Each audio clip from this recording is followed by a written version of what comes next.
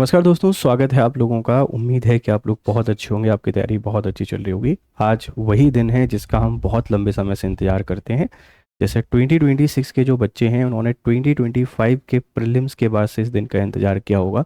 जब आप 2027 के पेपर को देंगे प्रीलिम्स को, तो आज से उस दिन का इंतजार करेंगे। ये वही दिन है 2026 वाले बच्चों के लिए।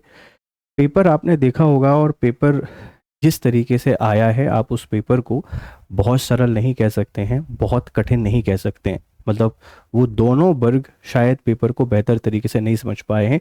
जो इसको बहुत सरल कह रहे हैं कि पेपर बहुत ही सिंपल आया है, और शायद वो वर्ग भी इस बात को नहीं समझ पाया है कि ये बहुत टफ आया है, कि पेपर का पैटर्न क्या है।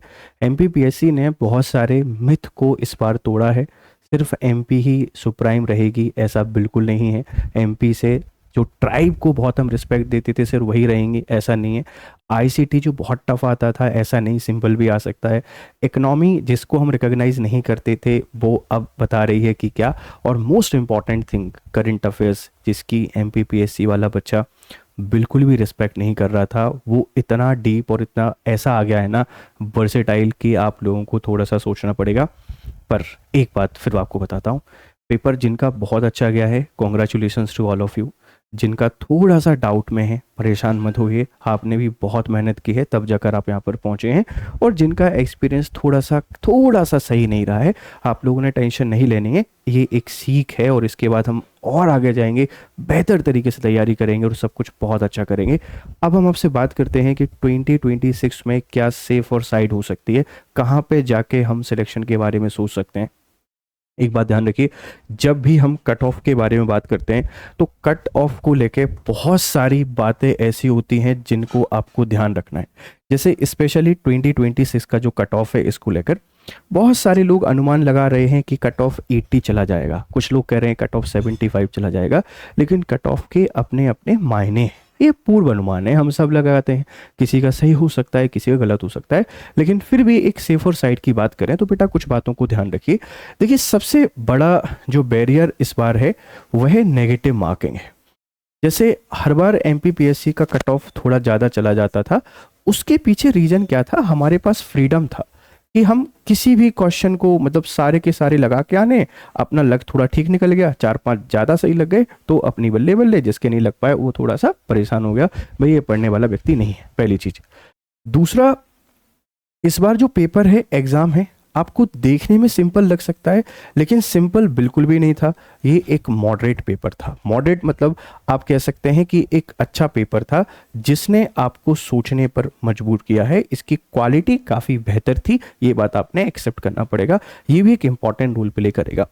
जैसे इससे पहले जब आप पेपर को पहली बार सॉल्व करते हैं तो 60-65 क्वेश्चन आपसे सॉल्व हो रहे थे, पर आज शायद आपसे 45-50 ही बने होंगे पहली बार में, इससे ज़्यादा नहीं बने होंगे। बहुत ही भगवान की कृपा रही होगी तो आपने 55 बना दिए होंगे।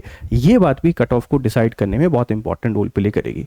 और तीसरा जो है वो ये है कि डेटा ड्रिवन पेपर था। आप उठा के देख लीजिए, कितने सारे क्वेश्चंस ऐसे हैं जहां पर डेटा सिर्फ आपको देखने को मिला है, और डेटा कभी भी आपको एक्यूरेट याद हो ये बिल्कुल भी तय नहीं है। तो डेटा ड्रिवन। तीसरा, जो हमारे जो ट्रेडिशनल वे था, उस ट्रेडिशनल वे को इसने तोड़ा है। तो ये सारे फैक्टर डिसाइड करेंगे कट ऑफ कहां पर जाएगा। 80 तो नहीं जाएगा, 50 भी नहीं जाएगा। ये दो कट ऑफ आपके बिल्कुल भी नहीं पॉसिबल। कुछ लोग बोल रहे हैं 50 जाएगा, कुछ 80, ये संभव नहीं है। कट ऑफ कहाँ जाएगा, अनुमान को थोड़ा समझने की कोशिश करते हैं, बाकी रिजल्ट के बाद ही हमको पता चलेगा कि किसका सिलेक्शन हुआ है, किसका नहीं हुआ है। लेकिन फिर भी मेंस के लिए आप इन चीज़ों पे ध्यान रख सकते हैं। देखो भाई, जैसे आप अगर अनरिजर्व कैटेगरी में हैं तो अनरिजर्व कैटेगरी में आप ऐसे समझिए कि 68 to 70, मतलब वही वाली बात होती है कि +-2, मतलब ज़्यादा से ज़्यादा ये आपका 72 हो सकता है या 66, इससे नीचे इससे ऊपर नहीं जाएगा। और फीमेल के साथ कहानी 67 से 69, आप इसको +-1 यहाँ पे मान के चलिए। तो अगर आपके 68 क्वेश्चन भी हो रहे हैं तो आप मेंस की तैयारी करना शुरू कर दीजिए नेगेटिव मार्किंग को हटाकर, क्योंकि अब कुछ पॉइंट में भी कट ऑफ जाएगा। मैं सीधा आपको क्वेश्चंस बता रहा हूँ, इतने क्वेश्चन, थोड़ा बहुत ऊपर नीचे इसलिए बोल रहा हूँ मैं, +-2 नंबर क्वेश्चन नहीं 2 नंबर, हो सकता है कि आगे चला जाए, हो सकता है पीछे आ जाए, ठीक है, अनरिजर्व का। और फीमेल का इतना कुछ रह सकता है। ओबीसी की बात करें तो आपको पता है कि 2 नंबर का यहाँ पे डिफरेंस रहता है, तो ओबीसी का 69 67 से 69 और फीमेल का भी सेम रहेगा। और साथ में आप लोग यहाँ पे लिख लीजिए कि जो ईडब्ल्यूएस है उसका कट ऑफ भी आपको सेम ही यहाँ पर देखने को मिलेगा, इतना ही ईडब्ल्यूएस का कट ऑफ आपका हो सकता है। तो अनरिजर्व में मेल और फीमेल के cut off, OBC male female same रहने वाला है, ईडब्ल्यूएस का भी इसी के बराबर रहेगा। ऐसी कैटेगरी की बात करते हैं तो जो मेल है, मेल आप 65 से 67 क्वेश्चन हर जगह प्लस माइनस 2 नंबर लेके आप जरूर चलना। मार्क्स की बात कर रहा हूं, 2 ऊपर हो सकते हैं 2 नीचे हो सकते हैं, ध्यान रखना, क्योंकि नेगेटिव मार्किंग बहुत इंपॉर्टेंट रोल प्ले करेगी इस बार, चाहे आप माने या नहीं माने, इस बात को ध्यान रखिएगा, ठीक है। फिर एसटी की बात करते हैं तो ये 63 से लेके 65 और ये फीमेल में 62 से लेके 64 प्लस माइनस 2 का मार्जिन आपको यहाँ पे लेके चलना है, यहाँ पे लेके चलना है, और ये आपके कुछ इस तरीके से अनुमान होंगे। अब जो बहुत सारे बच्चे होते हैं जो दूसरी कैटेगरी से आते हैं, आप एक बात ध्यान रखिए, लास्ट ईयर का आपका जो भी कट ऑफ रहा है, जैसे किसी को सुनने में प्रॉब्लम है, किसी को चलने में है, जो भी हम बात करते हैं हमारे दिव्यांग जन जो बच्चे हैं, लास्ट ईयर आपका जो कट ऑफ रहा है उससे आप 2-2 3-3 क्वेश्चन या कम कर लीजिए, वहां पे जाके आपका सिलेक्शन हो जाएगा। ये मेरे अनुमान है। अब इसको लेकर आपकी प्रतिक्रिया बहुत अच्छी भी हो सकती है, इसको लेकर आपकी प्रतिक्रिया बहुत खराब भी हो सकती है, लेकिन पेपर के बाद ही अपन इस मतलब रिजल्ट के बाद ही इस पर चर्चा करेंगे अपनी कहानी कहां तक रही। ये प्लस माइनस 2 इसको बैलेंस कर देगा। तो मिनिमम आप यहां आ जाइए कि 67 के आसपास हो रहे हैं तो सर मैं तैयारी कर सकता हूं, बिल्कुल कर सकते हैं। हर कैटेगरी में आप मिनिमम को देख लीजिए, और मैक्सिमम में तो कोई दिक्कत ही नहीं है, मैक्सिमम कोई दिक्कत नहीं। अगर आपका 71 72 ज़्यादा हो रहा है, किसी भी कैटेगरी में आ रहा है, तो आपका सिलेक्शन तय है, उसको कोई रोकेगा ही रोकेगा नहीं। हाँ, मिनिमम में दिक्कत है कि 66 67 तक भी पॉसिबिलिटीज़ हैं, क्योंकि बच्चे ध्यान रखना, नेगेटिव मार्किंग है, इसने आपको रोका है, ये एक बैरियर है। जैसे मुझे दौड़ना है 400 मीटर, मैं सुबह से लेकर शाम तक दौड़ दौड़ के पहुंच सकता हूं, कोई दिक्कत नहीं है, लेकिन मुझे दौड़ना है 400 मीटर 1 मिनट में, तो थोड़ा डिफिकल्ट टास्क है।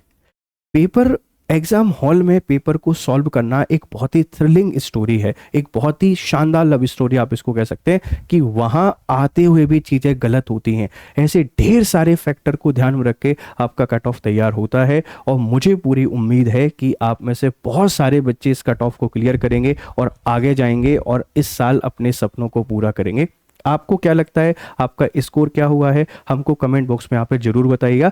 इसी के साथ में देखो, अब मेंस की बारी आ रही है। 2 बातें ध्यान रखिए। मेंस, तो मेंस के लिए बेटा हम लोग लेकर आए आलेखन बैच। आप जब स्टडी आईक्यू पे जाओगे तो वहां आपको आलेखन बैच देखने को मिलेगा, जो डेडिकेटेड आंसर राइटिंग बैच है। उसमें फुली हम आंसर राइटिंग आपको कराने वाले हैं, पूरे शानदार तरीके से पीवाईक्यू सॉल्व कराएंगे, क्वेश्चन देंगे, मॉडल क्वेश्चन आपको देंगे। और इसी के साथ में 2027 वाले जो बच्चे हैं बेटा, आपके लिए फाउंडेशन बैचेस हमारे इंतजार कर रहे हैं। आप हमारे फाउंडेशन बैचेस में जुड़िए और आपकी पढ़ाई कीजिए। उम्मीद है कि ये कट ऑफ की वीडियो आपको हेल्प करेगी। आपकी राय हमको जरूर दीजिएगा, और फिर बोलता हूँ, परेशान नहीं होना है। ये सफ़र 1 दिन या 2 दिन की कहानी नहीं है, ये सफ़र जैसा है और वैसा ही चलेगा। तो इत्मीनान से पढ़ाई कीजिए, टेंशन मत लीजिए। पेपर बहुत अच्छा गया है तो भी 1-2 दिन आप आराम कर सकते हैं, थोड़ा ख़राब गया है तो भी 1-2 दिन आप आराम कर सकते हैं, सोच सकते हैं, और बेहतर तरीके से प्लान करके फिर आगे बढ़ेंगे। Thank you very much, have a nice time, good day to all.